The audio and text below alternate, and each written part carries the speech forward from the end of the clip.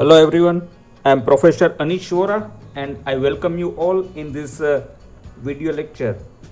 During this video lecture, we'll study a design work for armature or stator of the synchronous alternator. We have chosen stator designing for salient pole type synchronous alternator. So let us start with the given data. So we start with the given data. The data given, that is for 500 kVA,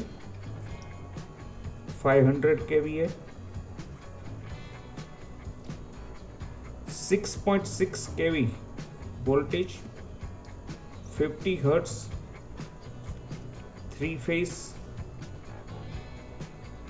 12 pole. So number of poles are given 12 pole, star connected,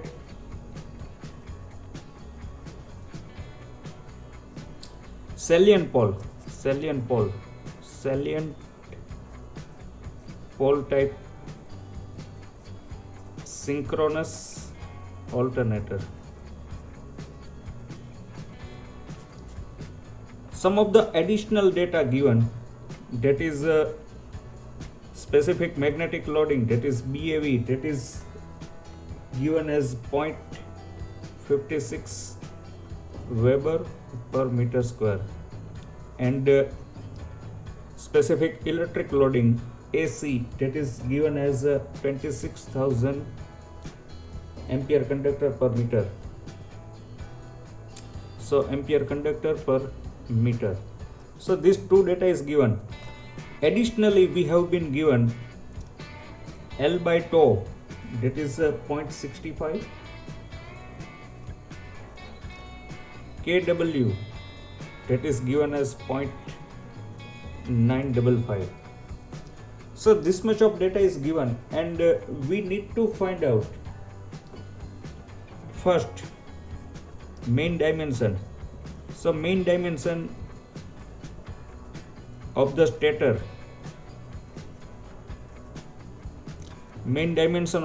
that is stator bore diameter D and L, that we need to find.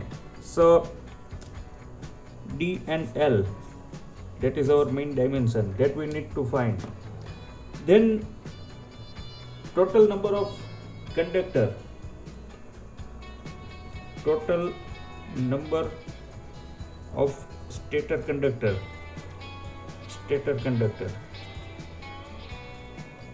that we need to find. So stator conductor. So if we know the tons, total number of tons, then we can easily able to calculate total number of stator conductor. Then total number of slots,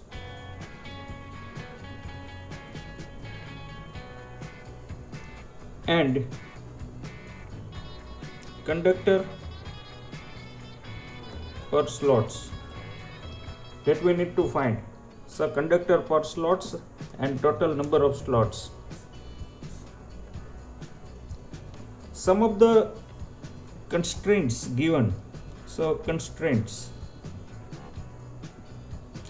are important because we have to design within a limit of this constraint given. So constraint, first constraint, that is the peripheral speed, should be less than or equal to 40 meter per second.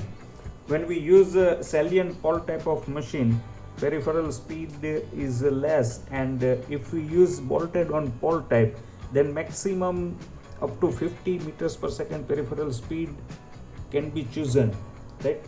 Then slot loading, that is less than or equal to 1500 ampere. Slot pitch is less than or equal to 40 millimeter. So we have these three constraints, and we need to design within a limit of these three constraints. So now almost all the data we have discussed. Again I repeat, we need to find main dimension of the stator, that is D and L, total number of stator conductor, total number of slots, and conductor per slots. So these three values, so I mean stator design, it is known as stator design. Almost most of the part of the stator we have considered in this design. So now let us start our design. We start with the main dimension. So we start with our main dimension. So first of all, we need to find output coefficient. So we start with step 1, that is the output coefficient. That is very simple to calculate and almost all data is given. So output coefficient is known as CO, and we know the equation 1.11 pi square BAV AC kW multiplied by 10 raised to minus 3. So all the data is available. So 1.11 multiplied by 3.14 square. Specific magnetic loading, that is given as 0.56. So it is given as 0.56. Then specific electric loading, that is given as 26,000 multiplied by 10 raised to minus 3 and multiplied by kW, that is 0.955. So suppose we cancel this 10 raised to 3 and 10 raised to minus 3, then our calculation becomes very easy. So now let us calculate. So 1.11 multiplied by 3.14 multiplied by 0.56 multiplied by 26 multiplied by 0.955. So it comes to 152. So 152. So first step is over. So we have calculated our CO, that is output coefficient. So CO, that is 152. So this is our first step. Now second step. So in second step, we calculate our synchronous speed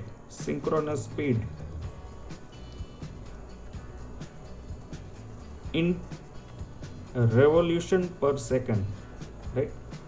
In output equation we require synchronous speed in revolution per second. So we know that synchronous speed, that is 120 F by P.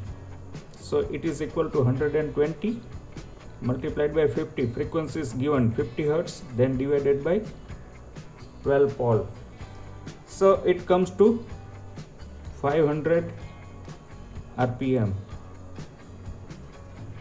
and therefore synchronous speed in revolution per second, that is 500 divided by 60, and therefore it comes to 500 divided by 60. It comes to 8.33 revolutions per second. So this is our second step, and we have calculated our second step. So synchronous speed in revolution per second now we have achieved. So now step 3. In step 3 we calculate d square L, calculate volume, that is d square L. So output equation, we know that output equation, and we know output equation Q is equal to CO, that is output coefficient, d square L and NS. So from this equation we can easily able to calculate our volume of the machine, that is d square L Q divided by CO multiplied by NS. and then Q is given directly. In synchronous alternator, normally it is always given either in kVA or MVA. So unlike induction motor, in case of synchronous alternator, we need not to change our output rating into kVA because it is already given. So 500 kVA is given. CO we have calculated, that is 152, and synchronous speed, that is 833. So from this equation we can easily able to calculate d square L. So, and therefore d square L is equal to, so 500 divided by 152 and again divided by 8.33. So it comes to 0.394. So it comes to 0.394, and it is always in meter cube. So this is our d square L. So d square L we have calculated. This is known as the volume of the machine, and normally it is in the meter cube. Now let us start step number 4. That is a separation of D and L. So this is one of the very important step, because in this step we'll separate our mean dimension, that is D and L. So here we use L by tau, that is given 0.65. This is given data. So tau, we know that tau, that is pi d and divided by p. This equation we know for tau.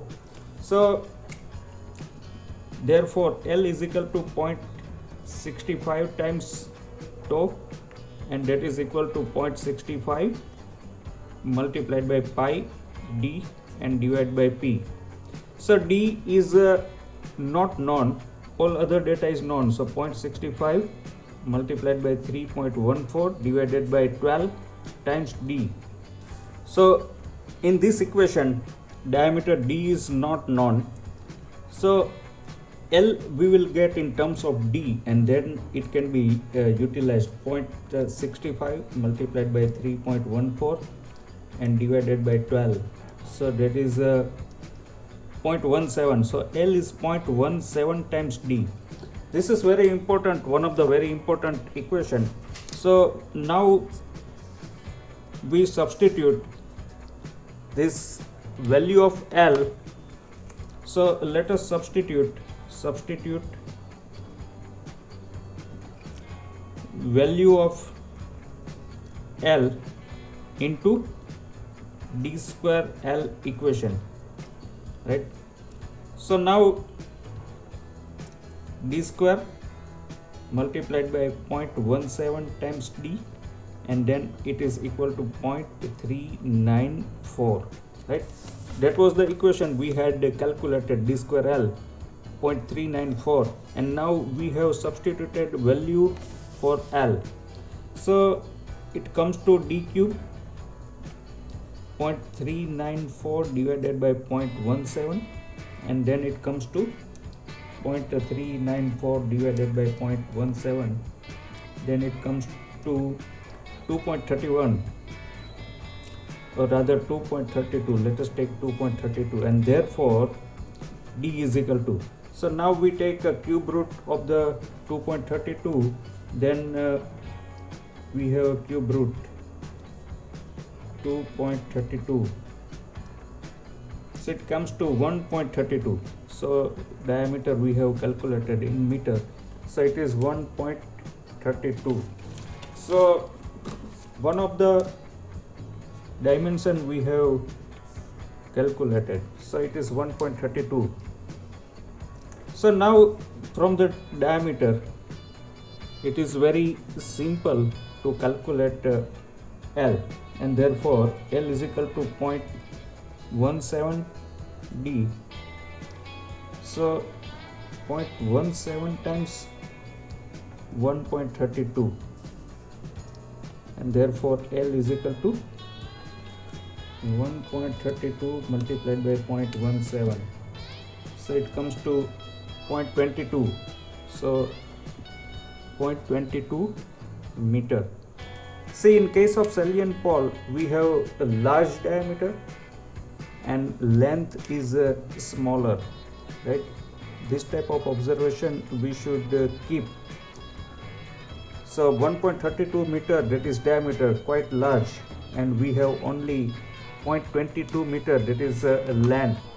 That is in case of salient pole, we can have this type of main dimension. So now our constraint. So our first constraint. So before we further proceed, constraint, let us check our constraint, and this constraint is for peripheral speed. So we need to calculate peripheral speed.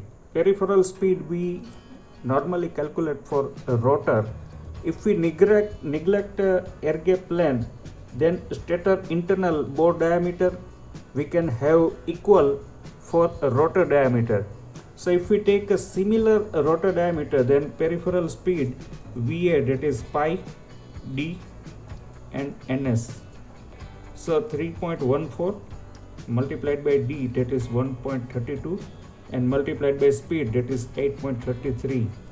So we get peripheral speed. So if it is within a limit, then it's okay, otherwise we have to change our design. 3.14 multiplied by 1.32 multiplied by 8.33, so it is 34.52 meter per second. So this is quite we have constraint or limiting peripheral speed, that is 40 meter per second. So it is within a limit. So within a limit. So this diameter will work. So it is within a limit. So one of the constraint we have achieved. So now let us proceed further. So our step number 5. We need to calculate flux. So calculate flux per pole, because while calculating our total tons, stator total number of tons per phase, we require flux. So specific magnetic loading, that is P5 and divided by pi dl. From this equation we can have one more equation, that is for flux, that is BAV multiplied by pi dl and divided by P. So this equation must be known, and then we can easily able to calculate our flux. So BAV, that is 0.56 multiplied by 3.14 multiplied by 1.32 multiplied by 0.22 and divided by 12. So we'll get 0.56 multiplied by 3.14 multiplied by 1.32 multiplied by 0.22 and divided by 12. So that comes to 0.04. Flux is 0.04. So 0.042, right, Weber. So this flux we'll have to use while calculating our turns per phase. So this is our flux per pole. Now step number 6. Calculate turns per phase. So to calculate turns per phase, we have EMF equation. that is E phase is equal to 4.44 flux 5 frequency F, then winding factor kW and turns per phase. From the equation of EMF, we have total number of turns per phase, that is E phase divided by 4.44 flux 5 F and kW. Now one point at this stage is very important, that while calculating EMF per phase, we have to check that whether stator winding is connected in star or delta. Mostly in case of synchronous alternator it is connected in star, but again we need to check.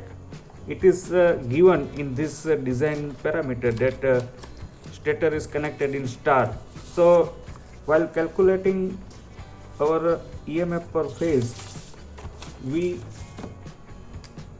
take a value of EMF per phase. Because it is star connected,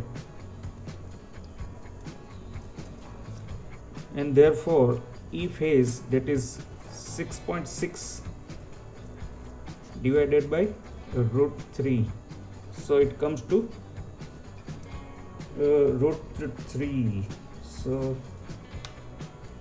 root 3, that is 1.73, so 6600 divided by 1.73, so it comes to 3815.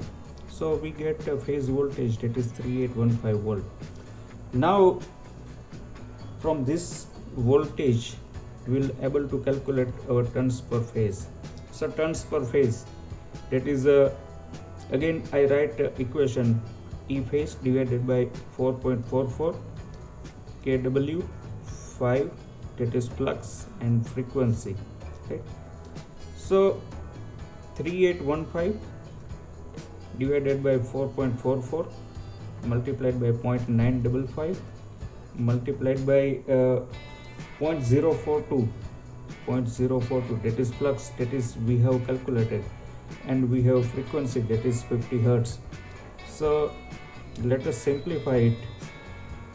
So 3815 4.44 multiplied by 0.955 multiplied by 0.042 multiplied by 50, so it comes to 8.90, and then we have 3815 divided by 8.90, then it is 428, so we have get 428. So this much of number of turns per phase we have available. So this is not still a final value of the total number of turns per phase. This is just an estimation, and now when we calculate actual number of slots and conductor per slot, and then we will able to calculate total number of turns actual. So this is only an estimation, but it is very near to the actual value. So now step number 7. To calculate step number 7, we require to calculate total number of slots. So at this point we consider some of the factors which affect selection of total number of slots. If we go for larger number of slots, then we have certain advantages. We have less leakage reactance, we have less tooth pulsation, tooth ripples, so pulsation loss is less. We have more space available for air circulation, so internal hotspot temperature will be less. But at the same time, if we go for larger number of slots, then we have certain disadvantages also, like we have flux density in the teeth, so teeth will become narrow and mechanically weaker teeth. So that is one of the disadvantage, and again cost will increase. So now suppose we take a number of slots per pole per phase, so that is small q, that is 3. In salient pole type, it is recommended that we select in between 2 to 3. So we have selected 3, suppose. So, and therefore total number of slots, so that is 3, we have selected 3 multiplied by 12, that is number of pole, and 3, that is number of phase. So it comes to 3 multiplied by 3 multiplied by 12, 108. So this is our total number of slots.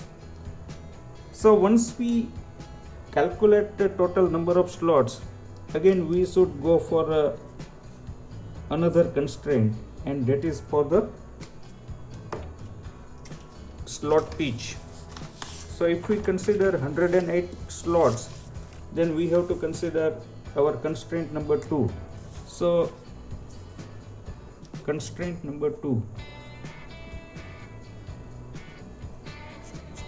that is for the slot pitch. So before we further proceed, we have to calculate our slot pitch, right? So that is pi d and divided by number of slots. So 3.14 multiplied by 1.32 and 108, and therefore slot pitch, that is 3.14 multiplied by 1.32 and divided by 108. So it comes to 0.038, or I directly give values in millimeter, then it comes to 38 millimeter. So we have been given constraint or limiting value for slot pitch, that is 40 millimeter. It should be equal to or less than 40 millimeter. So it is within a limit. So within a limit. So this value of slot we will consider final. So we have total number of slot, that is 108, and slot pitch, that is 38 millimeter. So that slot pitch is also within a limit. So now let us proceed further. So step number 8. In step number 8, we calculate total conductor per slot, because one more constraint still we need to check, and that is slot loading. So before we calculate total conductor per slot, we need to calculate full load current.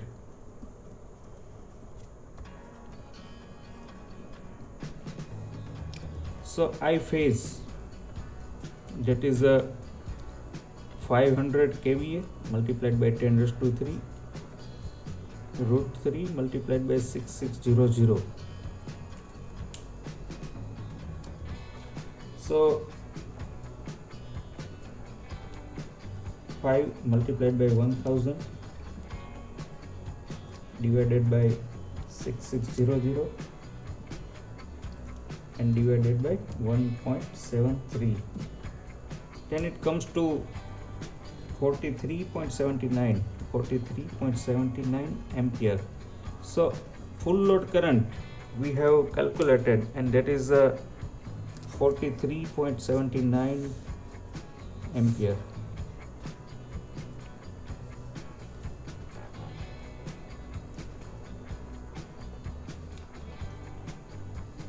So now we actually need to calculate total conductor per slot. So final conductor per slot, and then we will find our slot loading. So conductor per slot, we have total number of slot, that is 108.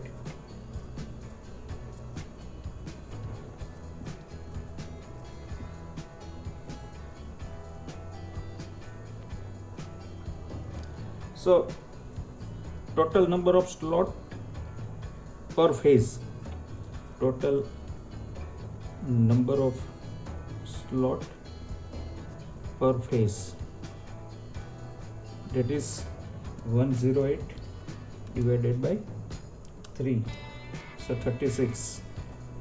So total number of slots per phase we have calculated. Now total number of conductor, total number of conductor, so total number of conductor,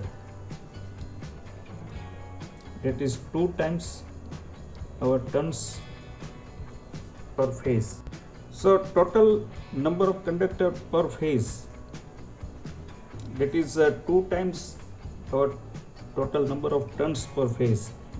Initially we have calculated the total number of turns per phase, that is 2 times 428, that is estimated value.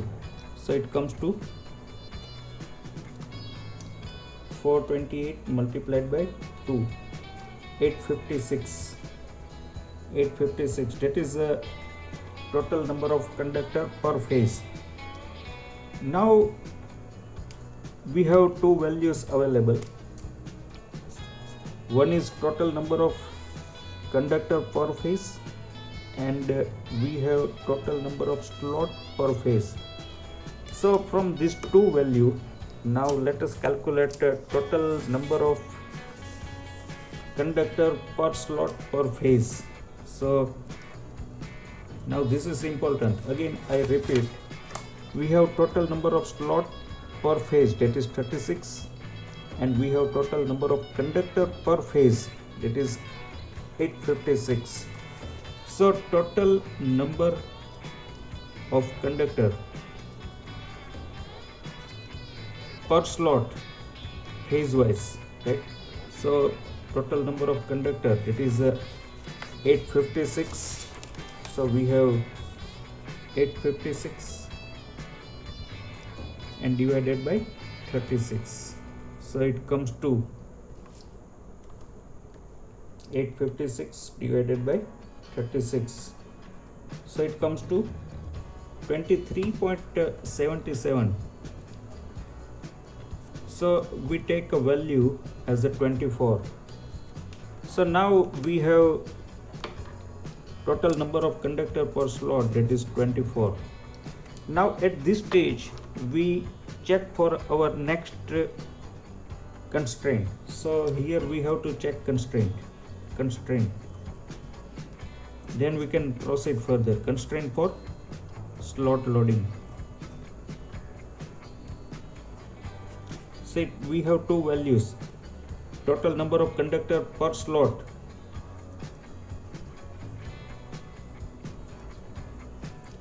that is 24, and we have current, full load current per phase, that is 43.79 ampere, and therefore slot loading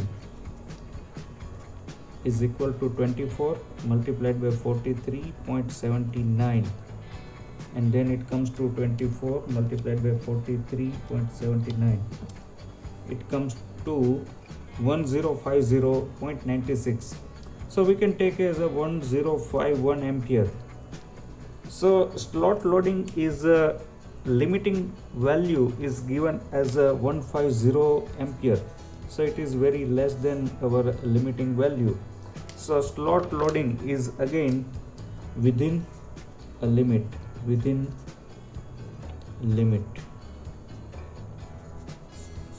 right? So this slot loading, so if this constraint is fulfilled, Meaning is we can take this much of slots, this much of conductor per slot, right? So now total number of conductor per slot is final. So now we have to calculate final number of turns. So now let us calculate total number of conductor per slot. So total number of conductor, that is 24, that is per slot, and we have total 36 slot per phase. So it comes to conductor per phase. This is all per phase value. So 24 multiplied by 36, it comes to 864, and therefore finally, so we have total number of turns finally. So it comes to, and therefore number of turns per phase, that is 864 divided by 2. Now this is actual value. First we calculated, that was estimated value, but now this is our final value, actual value. So that is 432. So it is very near to the estimated value. Our estimated value was 428, but now we have total number of turns per phase actual, that is 432. So this way we can design our stator in this design numerical. Based on the given data, we calculated our main dimension, that is stator bore diameter D and stator core length L. Then we check for the constraint, that is for the peripheral speed. Then we calculated total number of turns per phase, that is estimated value, and based on the estimated value we checked total number of slots. For total number of slots we have a constraint of slot pitch. Then we have conductor, total number of conductor, then total number of conductor per slot. Then again we have one constraint, that is the slot loading. If all the constraints are fulfilled, then we can proceed further, else we have to recalculate, redesign, and then we have to recheck our constraints. So finally we calculated total number of conductor per phase, and based on total number of conductor per phase we actually calculated total number of turns per phase. So this way we did a complete stator design. Thank you very much for watching my video. Keep watching, and similar type of example numerical design numericals will be doing more and more. So thank you very much.